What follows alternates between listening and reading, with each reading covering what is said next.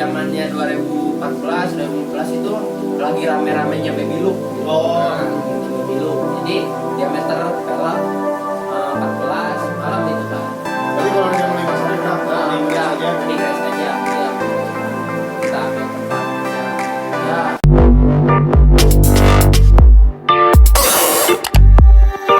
Mulai lagi ridingnya itu di pagi itu jam 4 jam setengah 5 itu kita udah bergegas berangkat. Berarti berpacu juga dengan waktu juga. Iya, susah. berpacu sebenarnya sih bisa Di lapangan, dikatakan. benar. Itu Jadi- banget ya resikonya, gede banget. Jadi bisa dikatakan memanage waktu itu perlu itu bisa digunakan di sana gitu kan sebenarnya. Tapi ada aturan gini, kalau misalkan kita kejar target sekian jam 5 tuh harus nyampe sini. Iya, iya, Satu titik. Berarti kita ada aturan di jalan tuh gila-gilaan. Iya, sebenarnya sih timing kan kita bicara timing. Kalau- Jadi ini yang sering sama mobil-mobil di jalan. Enggak di saya kalau di jalan pelan bawa motor gak pernah kencang gitu kan takut lah. Percaya nggak? Nah, Percaya nggak? kalau di Kalau enggak sih, enggak percaya.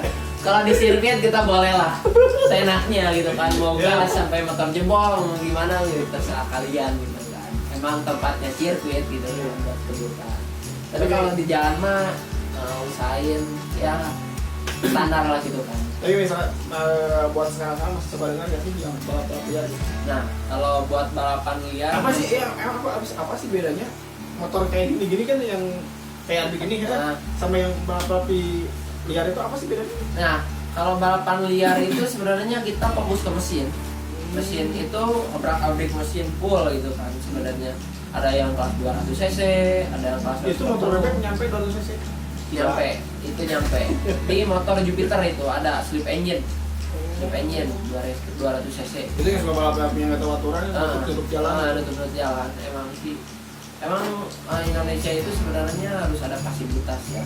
Kita karena kebanyakan dari mereka itu pengen fasilitas dan mereka itu mudahin di jalan sebenarnya itu salah tapi ya mungkin gimana lagi kan nggak ada tempatnya gitu. Berarti kalau kayak gitu nggak menurut sudut pandang berbeda Iya, bisa nggak salah-salah banget. nggak salah banget emang nggak ada tempatnya gitu kan. Iya karena nggak ada fasilitas, tapi kalau ada fasilitas pasti biasanya aja pasti ngerti lah. Ngerti, gitu. Siapa juga yang mau tutup jalan sembarangan. Jalan, gitu. Orang berbenturan juga dengan aturan. Iya. Tapi kan memang di Indonesia udah banyak sih ya event-event drag gitu kan, road race. Emang udah banyak sih. Iya tapi kan nggak menyentuh semua kalangan. Iya. Itu hanya orang-orang tertentu gitu yang Orang-orang bisa. mengerti dan orang-orang punya budget. Nah. Lebih ke sana sih sebenarnya. Ya, tapi harusnya kan lebih melihatnya itu lebih yang bawah gitu yang punya bahkan yang menurut saya sih yang balapan di jalanan bebas itu itunya skillnya sama keberaniannya bahkan bisa lebih di atas itu lebih di atas. soalnya dia di jalanan kayak gitu aja berani gitu. Nah, apalagi udah diresmi gitu. Gitu. Dan berarti tinggal dikasih edukasi pemahaman pelatihan pasti lebih gila lah istilahnya gitu. Menyesuaikan ntar di sirkuit internasional ya. Tapi ya kita mau gimana lagi inilah Indonesia guys. Tapi ya emang banyak sih yang itu. Tapi kita harus mempunyai sudut pandang yang positif lah. Iyalah karena setiap satu hal itu ada sisi positif dan negatifnya itu tergantung sudut pandang kita juga gitu. Tapi kan kalau aturannya kayak gitu ya emang salah sih. Iya, Tapi kan karena salah. kalau dibilang salah tapi kan nggak ada wadah atau nggak Iya. ada fasilitasnya jadi ya nggak tahu siapa yang salah sebenarnya. Nah. Ya dua-duanya salah Ya, gitu. ada yang salah ada ya. Ya dua-duanya salah gitu. Iya. Ya udah kembaliinnya jadi ya udahlah gimana lagi gitu. Yang penting atas selamat aja lah nggak Iya. merugikan orang lain. Kita merugi dia. Kalau celaka tanggung resiko sendiri lah. Iya sih aturan gitu kan. Nah, ya mengganggu ke orang gitu kan. Kasihan kan orang yang lewat di jalan nggak tahu apa-apa masalahnya itu. Karena kan Ikut. tapi kan itu karena ada juga titik sialnya juga Nah, sih. itu titik siap. Balik lagi titik siap. Ya kalau nggak pasti sih mau gimana juga ya gas aja lah nggak ada masalah gitu. Nah, gitu. Jadi ya kembali lagi kita tinggal mau memposisikan dirinya itu mau di mana gitu. Ya kalau misalkan emang punya potensi diri, gue mampu nih, gue bisa nih, ya udah kalian kan masih ada kan misalkan kontes-kontes seleksi itu yang bisa kan kalau di lokal ini ada sih klub-klub yang ngadain race gitu, event gitu. Banyak sih sebenarnya banyak. Jadi itu tinggal kembali kita kembali ke diri sendiri lah gitu. Mau nggak sih kayak? Tapi kan emang orang itu berbagai macam pemikiran ya sebenarnya, pemikiran lah gitu. Kita punya nih fasilitas gitu kan, motor udah kencang gitu, motor udah kencang, mental kuat, tapi dia gak mau turun sirkuit. Kenapa sih sebenarnya? Itu ada yang menghalang sebenarnya dari budget. Oke, kita bicara dari budget. Kayak gini.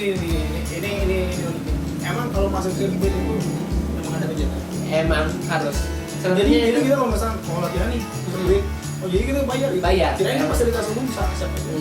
Enggak, itu karena emang ada pengelolanya masing-masing kan. Itu ada tim siapan atau pembersih atau pengamanan di sana kan. Kalau ada apa-apa juga kan mungkin balik lagi ke sana gitu kan. Nah, kita mungkin lebih lebih efisien lah dalam aman lah gitu. Kalau ke sirkuit sebenarnya kita nggak susah sih. Kalau ke sirkuit kita udah ada planning dari sebelumnya, kumpulin uang. Nah gini, buat yang nggak tahu, gimana sih caranya kalau mau masuk sirkuit dan budgetnya berapa itu harus gimana sih jalan-jalannya harus kemana dulu gitu. Barangkali kan ada yang belum tahu gitu. Siapa tahu aja yang awalnya balap-balapan di jalan kalau udah dikasih pengetahuan, edukasi kayak ini, jadi punya pemikiran bisa masuk sirkuit. Nah mungkin sepengalaman saya mungkin ya main di sirkuit ya, mungkin kita harus siapin mental terlebih dahulu. Mungkin kalian udah punya lah mental masing-masing gitu, mental masing-masing. Dan untuk biaya ke sirkuit itu bermacam-macam sih sebenarnya ya. Kalau sirkuit bukit besar, nggak gini kita ambilnya Bandung aja lah. Bandung. Di sirkuit Bandung itu ada Brigip, di Brigip. Nah, Brigip itu kalau nggak salah 50.000 itu sudah sepuasnya. Itu 50.000 sudah sepuasnya gitu kan. Nah mungkin tahap awalnya kita harus mengetahui racing lane gitu.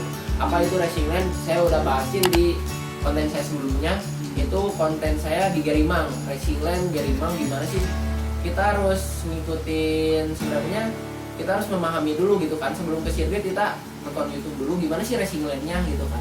Nah gitulah sebenarnya. Harus memahami racing lane, dan kalau udah memahami racing lane itu kita mainnya di spin sama pengereman gitu. Udah segitulah mungkin, dan gak banyak ruwet-ruwetnya sih kalau di sirkuit. Gimana kita ngatur gas, ngatur rem, dan ya mungkin speed lah, berbicara speed gitu kan. Yang penting motornya udah dikira ini udah siap gitu. Sirkuit udah singkat aja gitu. Berarti emang nggak rumit-rumit aja.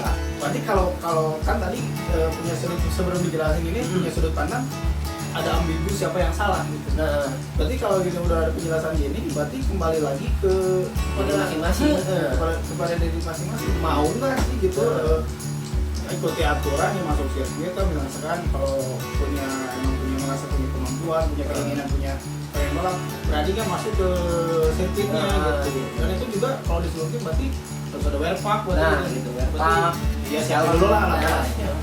Berarti lagi. bisa disebutin gini, kalau yang yang roda-rodasan di jalanan berarti itu berarti lah disebutnya kita oknum berarti.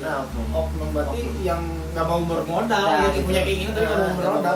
Jadi sebatas apa ya namanya? Pengen nyalurin tapi di tempat yang salah. Iya benar, berarti pemikirannya yang salah gitu. Nggak boleh itu sebenarnya, nggak boleh. Ya jelas nggak boleh lah, karena itu nggak berbenturan dengan hukum juga kan, udah ada aturannya. Iya. Kalau semisal mau latihan itu saya ngerasa kalau latihan itu suka cari tempat yang mungkin tempat itu nggak ramai gitu, nggak ramai, dan juga tempat itu nggak dipakai sama warga, fasilitas warga gitu. Itu benar, tempat-tempat itu benar kosong gitu.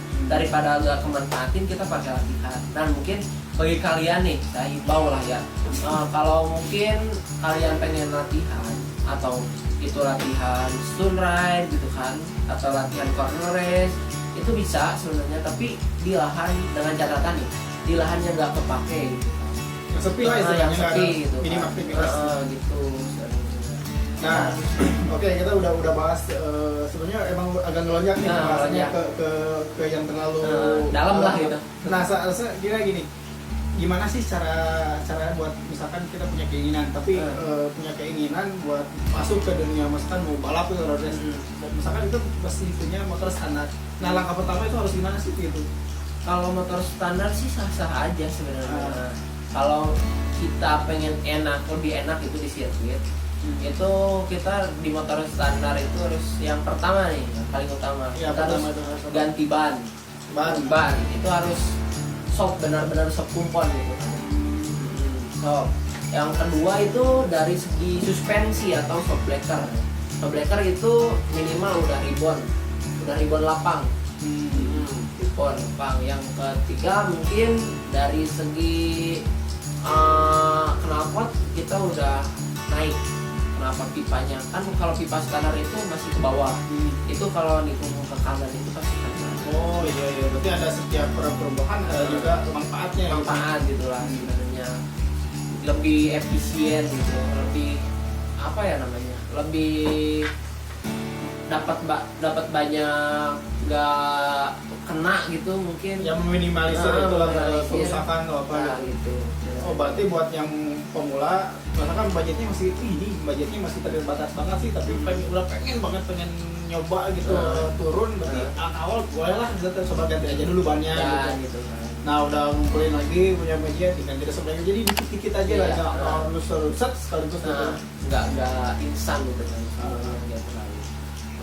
Jadi buat kalian yang masih saudara-saudara di jalanan, cobalah berpikir ulang, karena bukan hanya membahayakan diri sendiri, karena membahayakan juga orang lain gitu. Jadi buat simpelnya cobalah kalau misalnya mau masuk sirkuit paling awal banget berarti coba ganti dulu bannya gitu. Soalnya kan kalau standaran banget gitu, tukang ojek gitu. Nggak ngojek kan? Tukang ojek di sirkuit kan nggak lucu juga gitu. Tadi. Oke, balik lagi ke ke Beat. Ya. Beat yang sekarang yang sering nongol di konten dan sering dipakai konten itu dari totalan sekarang udah jadi berapa sih itu motor ini kira-kira gitu? Dari CC apa dari apa nih? Nah, dari budgetnya keseluruhan budget. Saya hitung-hitung mungkin dari awal kontes sama sekarang itu sekarang nih gitu udah bentuknya sekarang kayak sekarang tuh berapa gitu? Saya habis budget lebih dari 15 juta udah tembus satu motor guys. Satu motor. Itu bisa dapat berapa sih 15 juta?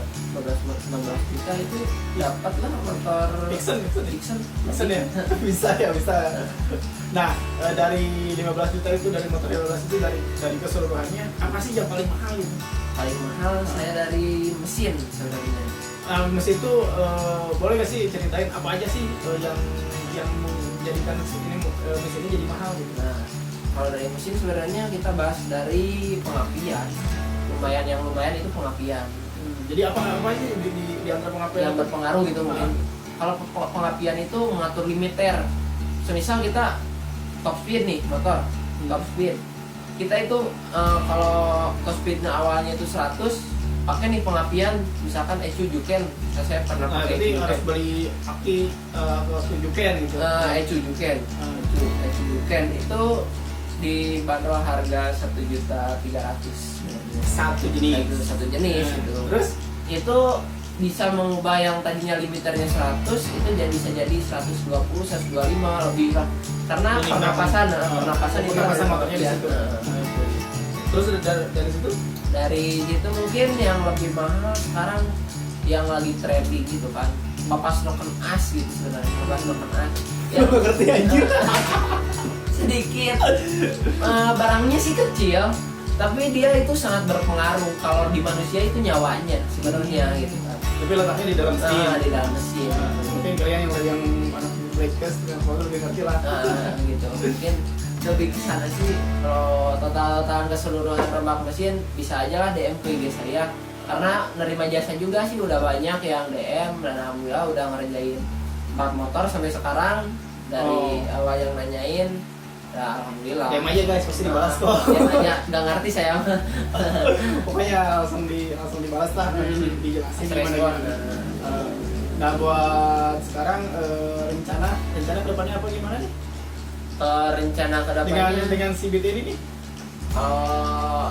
sekarang planning sih saya mau rapiin beat ini ke standar lagi. Wah kenapa? Standar dimaksud standar itu saya kan udah dirubah nih dari berbagai macam apanya.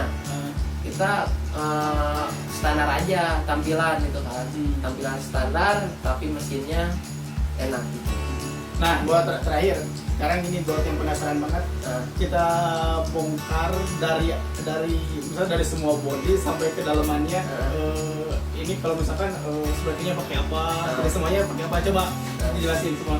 Nah, kalau dari bentuk sekarang mungkin ya, dari yang sekarang. Dari ban segala macam lah.